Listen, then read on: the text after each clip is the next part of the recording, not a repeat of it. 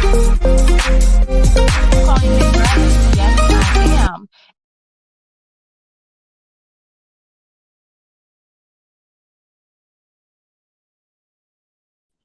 Aw. Hello and welcome, welcome, welcome back to Raising Dragons. I am so excited to see you today. I have some wonderful guests, and I'm going to say wonderful again because this is really amazing. As you all have tuned in, last week we talked about imagination and how our dragons help us with their imagination, teaching us things and also teaching the world how to adapt to them. And our very first show, we talked about when we learned that our children had powers. And I talked about my story, how my children um, had special powers and when I knew. Also want to leave you with this when we started out that when people think about dragons, they are thinking about fire breathing dragons and destroying the town. And sometimes kids can do that. Kids can really take you there, and kids can really, if you leave them alone unattended, they can definitely burn a house down. But these dragons are very special. The characteristics that I like to compare my dragons to, they're strong, energetic, imaginative, self assured, and let's not forget moody. Okay. And dragons gift the world with courage and wisdom. That is a very special saying from Unknown. I wish I knew who wrote it. I really don't, but it's also great. It helps me in my day to day when they are driving me bananas, and I have to keep saying, dragons gift the world with courage and wisdom. You can say it too. It helps throughout the day. Yeah. And I want to I want to introduce my very special guest, Janelle McDowell. How are you? Hi everybody. How are you? We are great. And Janelle and I go way back, like four flats on a Cadillac, an Yeah, old, old Cadillac, not the new ones you see. We talking about the big ones. Saying we have the been through old some ones with the things, diamond in the back. right? And it is by no design that her and I have bonded and connected, and we have some very special dragons. And I want her to tell you a little bit about her and her dragon. I am a awesome mom. Um, Recently, an awesome mom of two bonus kids. My son, who's 9, named Kevin, he has autism. He's on the autism spectrum. My oldest bonus baby named Steven, he is lower functioning. He's the noisemaker. He tells you what he wants when he wants it. He's not demanding in a bad way, but he's very, very always excited. Um, my son, my my youngest bonus baby, Jackson, is a chatterbox. He never stops. Is always talkative, and he has his moods. The first time I found out Kevin was autistic was when we noticed he wasn't talking. And we went to his 2-year appointment, and a doctor asked me, well, how many words is he talking? And I'm like, oh, like 10. He's like, yeah, he needs to be evaluated because he should be speaking 200. Me thinking as a parent, no, you're tripping because I don't know no 2-year-olds that's speaking 200 words. But when you think about it, there are some 2-year-olds that will have a whole conversation with you.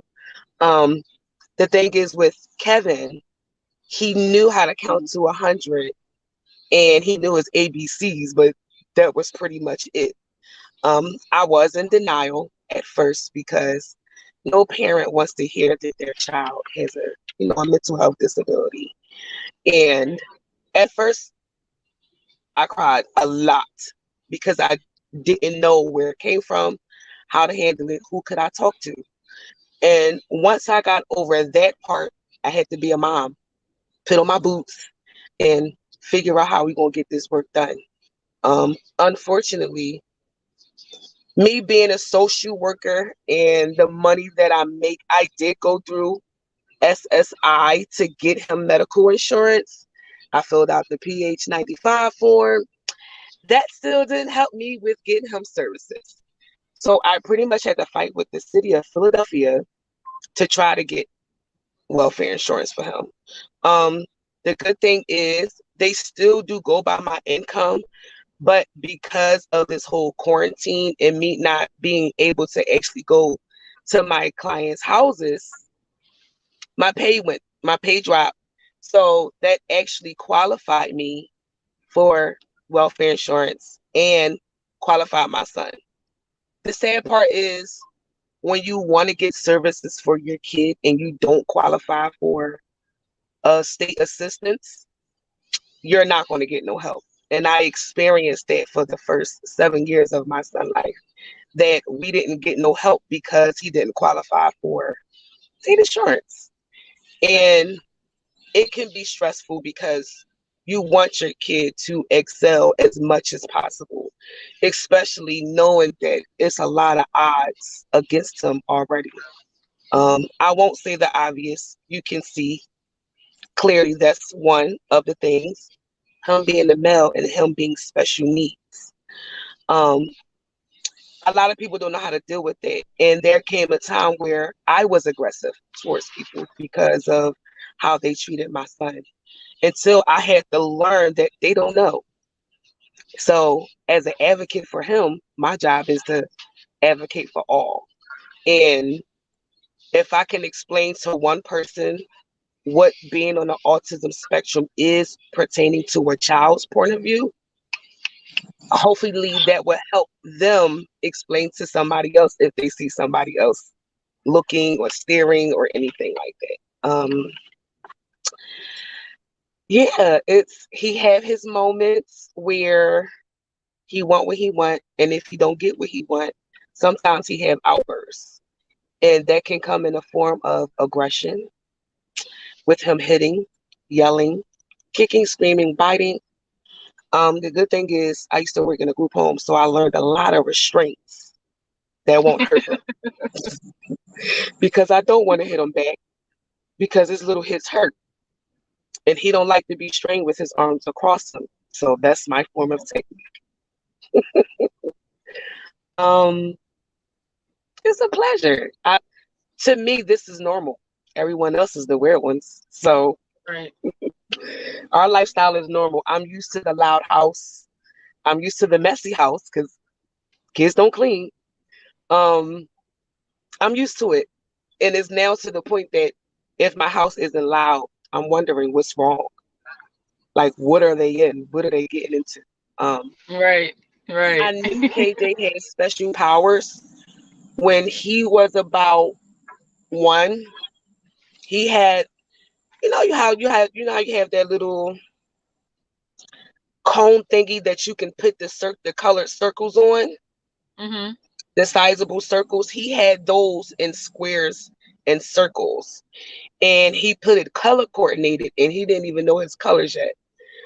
He put the green circle with the green square, the orange circle with the orange square, and so forth and so forth. That's how I knew he was pretty special because that took me back, and I'm like, wait, I don't think he knew his colors or his shapes yet, but he knew the color coordination of the colors, and he actually put them in alphabetical order. So it was the blue, the green, it was orange, then red, then it was white, then yellow. And I was shocked because I'm like, okay, where's this coming from? But he's, to me, he's fine. But they diagnosed him, and that's what we're going to go off, and we're going to work towards it. And to where as though he can be as independent as he can be, because that's the goal. You do have Right. some that will never be independent. My oldest bonus baby, he will never be independent, never. Because he still needs assistance at the age of 14, washing up, tying his shoes, getting himself dressed. And that's something that me and my boyfriend definitely discussed, that, he's always going to have to need one of his parents. And if push comes to shove and his mother can't take care of him, we will. And I'm okay with that because that's my baby. Yeah. Right. I know what one of the things that really that really, I mean, I don't want to say angers me, but it has me feeling some type of way when we are in a huge city and the resources we have to fight for. And I Yeah, feel like since we're in a big, like, we don't live in the county, we don't live in like Hatfield, so why do we in a big city have to fight for services when they're here, right? yeah, Like, yeah. And that's the thing. do I My every boyfriend 30 and his days? yeah, my boyfriend and his girlfriend at the time was his mother. When they was together, they used to live in Philadelphia, and because they couldn't get no services out of Philadelphia, they moved to Fort Washington, and the kids are now in Fort Washington to receive services because they couldn't receive it in Philadelphia County. And it's sad that you can clearly look at the oldest one and tell that he's autistic, but they refuse to give him any services. And she's receiving better services for her children out Montgomery County. And it's a shame that we live in Philadelphia County and we can't even get services here, that we really have to move out the county to get the services that our children need. And Philadelphia County has a high level of autistic children, but they don't offer us the services out here. And it's sad. It's very sad. Right, or when they do offer services, it's minimal. When I It's when very mediocre. going over Tyler's for his IEP, the very first after coming from Easter Seals. Easter Seals was amazing for him, and he flourished, and he did leaps and bounds, and they were astonished because they had him on the low end of doing anything. And Right. once they seen him, it's like, oh no, we need to move him up. But once he got Hmm. to the school district of Philadelphia, they scaled everything back to where he's only at 15 minutes of physical therapy. Excuse me, you know he can't walk, right? So why is he getting 15 Yeah. minutes? 50, what is 15 minutes doing? And I said, I don't, every 30 days I have to fight, one, to keep the insurance. Every 30 days they call me Yeah. and we have to say, yes, he's still not doing this. Yes, he's still just going over it. Why do I need to verify this when you can medically see that this is what the diagnosis is? And this is what, the doctor is telling you. And again, we're in a huge city. Why do I have to fight? And I was so Yeah. against moving to the county. I'm like, why ain't moving to the county? Because, in the county, we have to fight other things, right? Absolutely. Yeah. We have to fight other things in the county. And so now I Yeah. have to weigh my options. Do I want to fight other things just so my son can get services? Or do I want to stay where I'm at and my son receive no services and I'm still fighting? Exactly. Exactly. And that's the hard part. And that's the sad part, that it, even in the schools, they're not offering anything. And unfortunately, now that this pandemic has happened, a lot of people had lost their jobs and that used to pay for therapy, and now they can't because they're not working. And kids is going right back into school, and it's like they're going to need more services now because we came from a year and a half of virtual school. There was no Right. structure, there was no therapy, there wasn't anything. And I actually witnessed my youngest bonus baby therapy with his therapist online, and I didn't like it. I didn't like it, but I'm not his parents, and the only thing I can do is just express my concerns. They're actually walking up now. Let me see. That's good. That's the youngest one. Say hi, Jackson. Hi, That's the Jackson. youngest one. And here's Kevin. You say hi. Hey, Kevin. And here's the oldest one, the noise maker. But you'll hear him once he get in the car. Oh, you going to hear him. But Now he's this a is, noise maker, but he's also nonverbal, right? yes, he's nonverbal.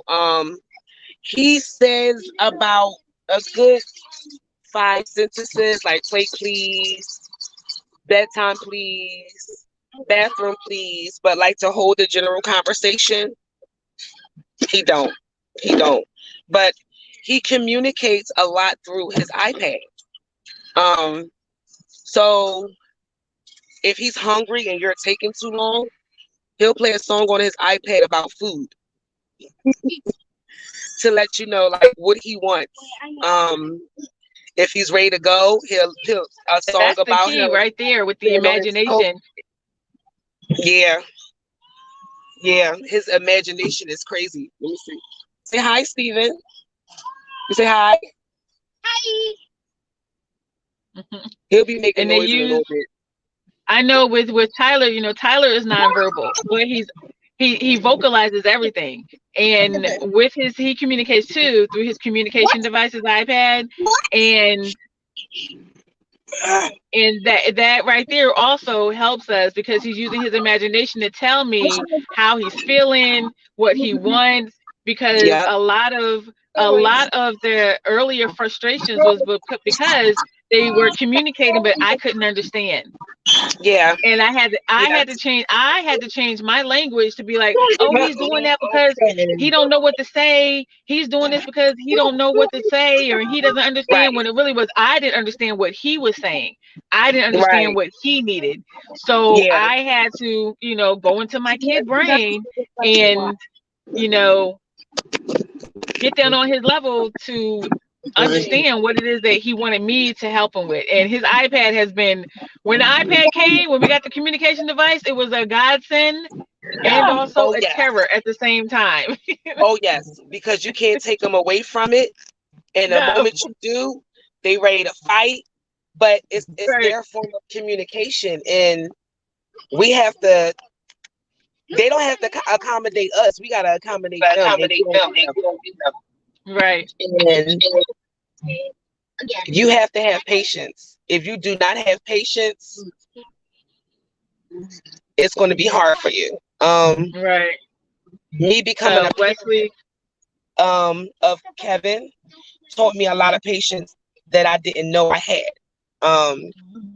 It taught me a lot about myself, and I'm actually glad that he's like this. You hear him in the background. Yeah. It says, "What can be done to advocate for children in the city to get better care?" Yeah. That was a question. Honestly, we would have to sign petitions. Go to these buildings, go to down DHS, because the Department of Human Services is also involved in it as well. Crazy thing is, me being a social worker working in this field, kids in care get better help than kids that's not in care, believe it or not. And it's not fair. It's not fair at all. And I believe the reason why they get better care because it's court order. And if places don't follow the court order, then there'll be summons to come to court. It's sad that it has to be that way, but working in this field, I do notice that a lot of my cases get better care than what kids that's not under DHS. How can we fix it? Our voices we got to keep talking, keep being heard. And I would say keep being honest, because some people, I feel like when someone when they get just a little bit of help, then they stop talking about it. They don't say anything else because they don't want that little bit of help to go away. But you have to be honest about how you're treated, what care you're getting, what care you're receiving, and saying, hey, it's not enough. You can't throw crumbs at you can't throw crumbs at me and think that I'm gonna be quiet. No, because this is life work. This is lifetime. Because at the same time, if I, God forbid, neglect my son from one appointment or from one therapy, you're ready to call DHS on me. They're called, yeah. Right. They will call in a heartbeat and do an investigation to see if the case needs to be open, and if DHS feel as though the case needs to be open, unfortunately, they're going to open the case. And they would consider that as intellectual neglect, and it's not. It's just the fact that it's hard to get services out here. And I shouldn't have to live in a county for me to get the help that I actually need for my child. When the whole purpose of children is to help them. That's the whole purpose of welfare, is to help these kids, and they're not. Yeah, they get free medical assistance. yeah, you give them food stamps, but otherwise than that, you're really not helping.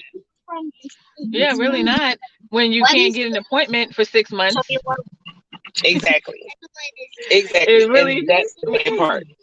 when you, I've been I trying to schedule KJ to be seen again by Children's Choice because it's close to my house. And I have left many of messages and still haven't gotten a phone call back. I have called Net Tabor Services, still haven't got a call back.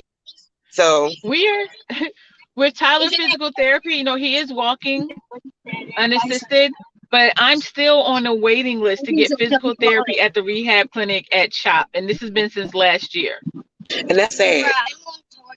That is Right. sad. That's sad.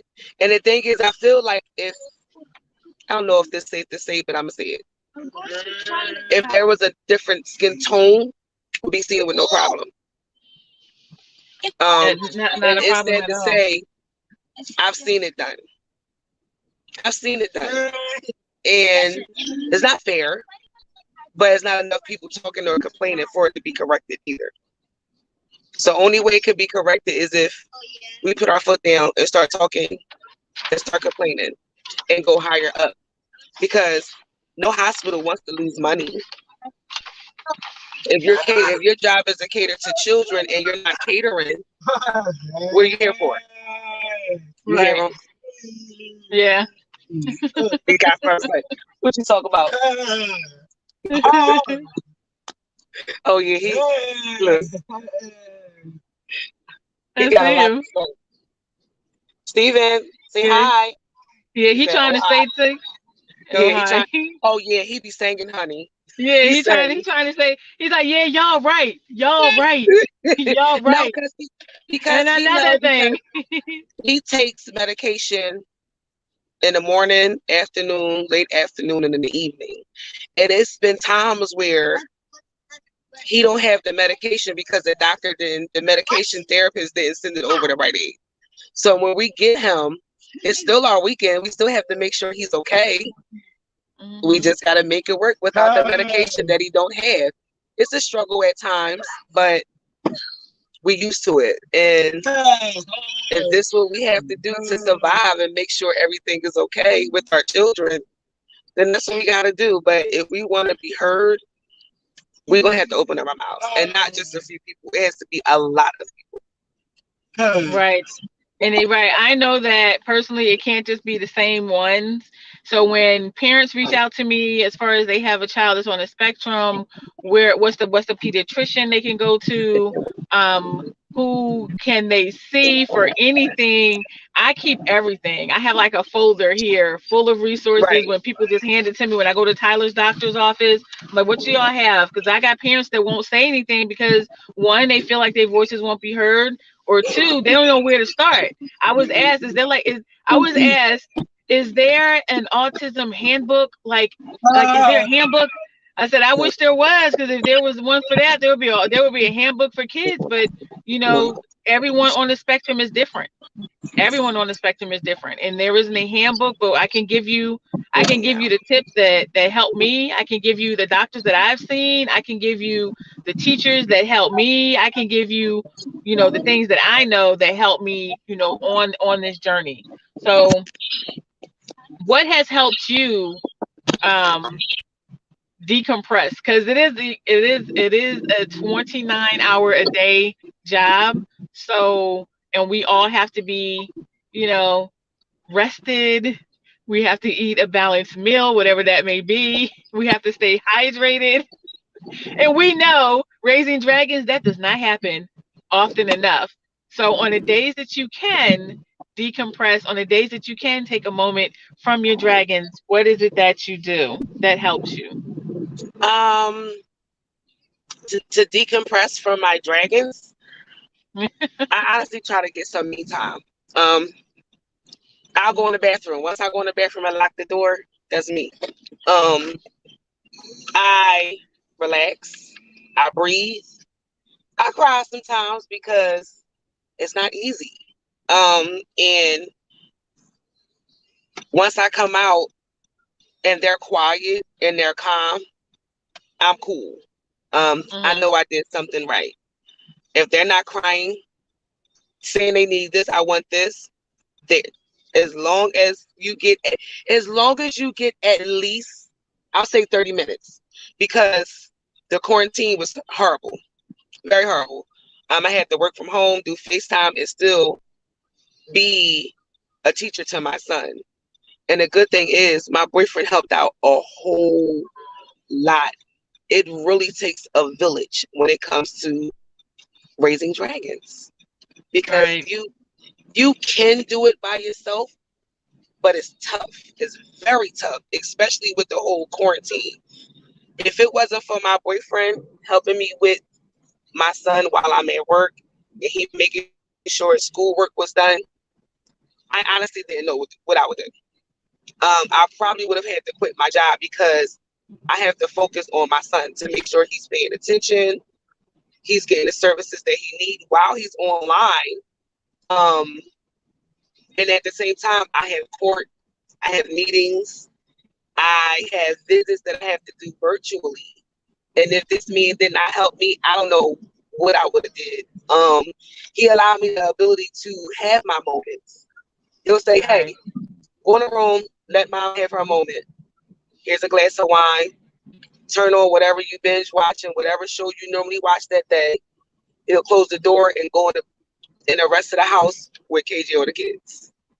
So it Mm-hmm. definitely takes a village. I will say you will lose friends, but you'll also gain a whole lot, because now you're dealing with a spectrum where you have other kids that's like yours, Yeah. and that they can possibly be their friend. My son don't have many friends because he's not on the same page as everybody else.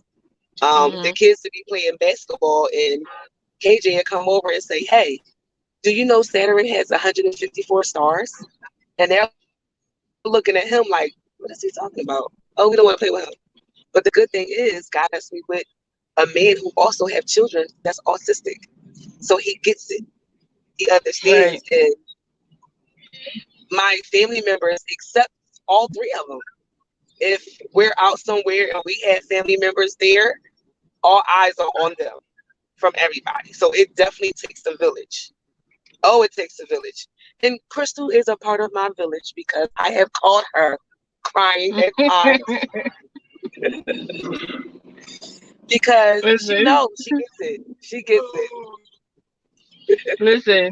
I was like, my moments is when I was like, oh, I gotta go find some toilet paper, get the keys, and be out. Like, if you don't answer the door, I'll be right back.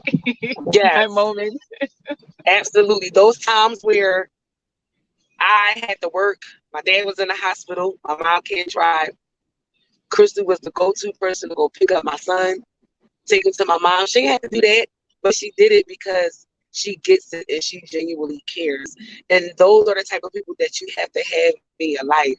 People that genuinely care about you and your children. Because if you don't, you're going to come across a lot of people that will treat your kids wrong, because they know that they don't have the ability to speak for themselves, Right. and because they're ignorant. So, That too. Right.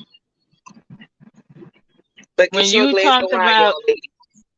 right, a glass of wine, as my mom would say, with a splash of tequila, a splash of Oh gin, because yeah, she does that. yeah, I think that absolutely. um when when when we are out and about, and I think that now, because I don't know who it is. Like, I've reached out. I'm reaching out, on my list of things to do is to reach out to all these celebrities who have autistic children, because we need their voice too.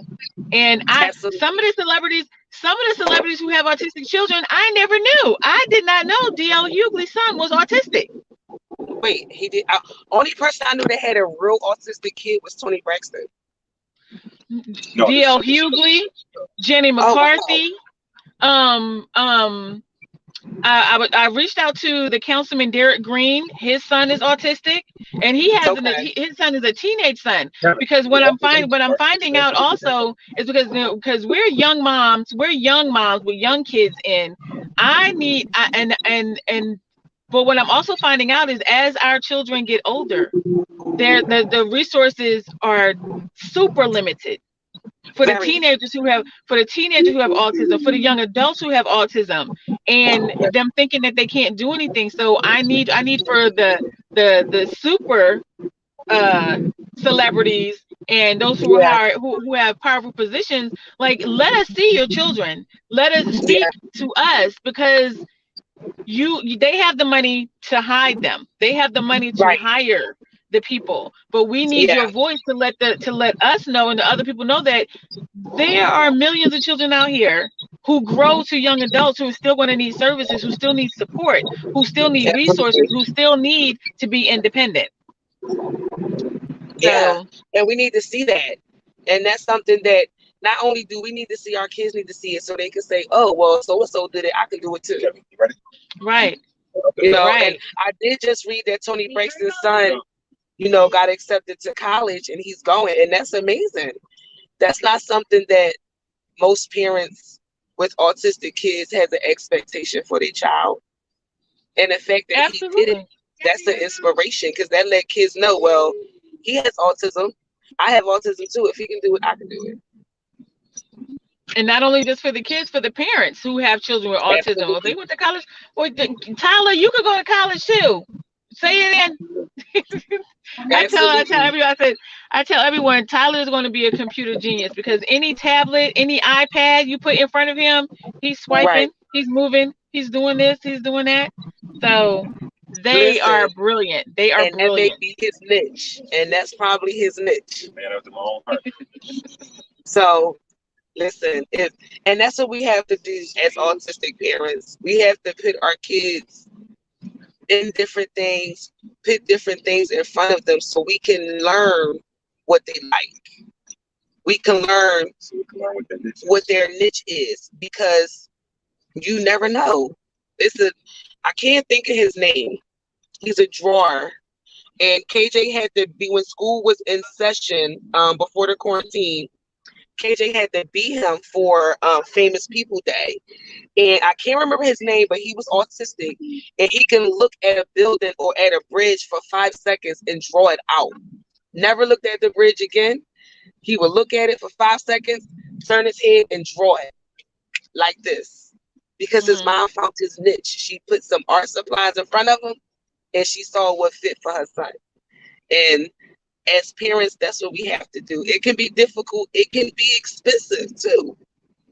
But once you find that niche with that child, then you know what they're good at. And that can turn Right. into anything.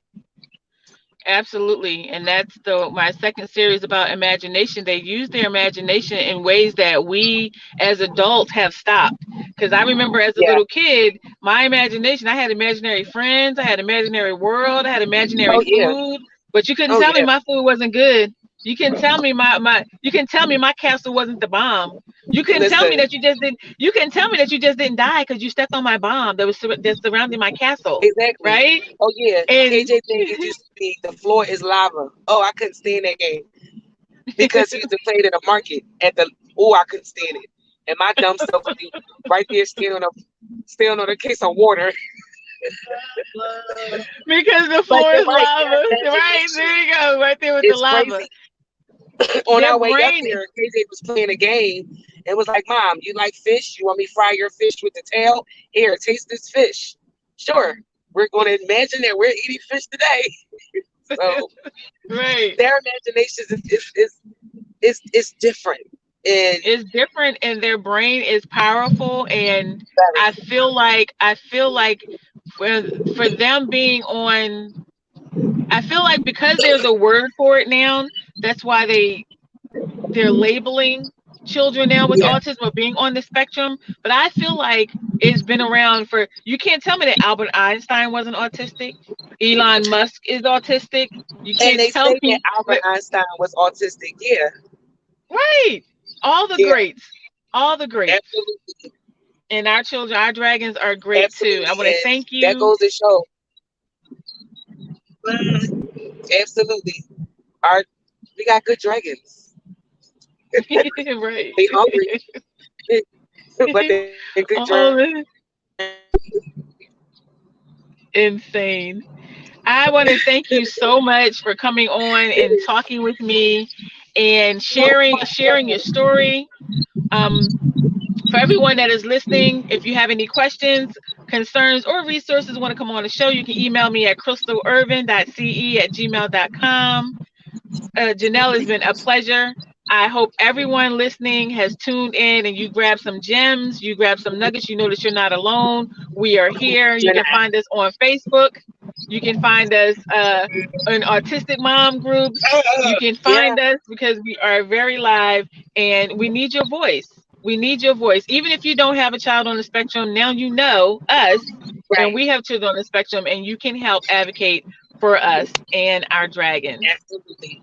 And if you just want to talk to a mom, an awesome mom or parent, my inbox is always open. My Facebook is my name, Janelle McDowell, like Coming to America. Yes. Um, so you can always hit me up on my inbox if you have any questions, or if you feel as though your child is lonely and you want to do a play date. We always down for play dates. So Right. we Right. always open.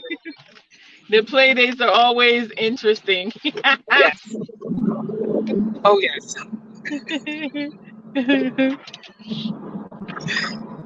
Well, tell everyone goodbye. Bye, kids in the back. Say bye. They like One is bye. one is asleep already. Who's the No, he's bride? not asleep. He was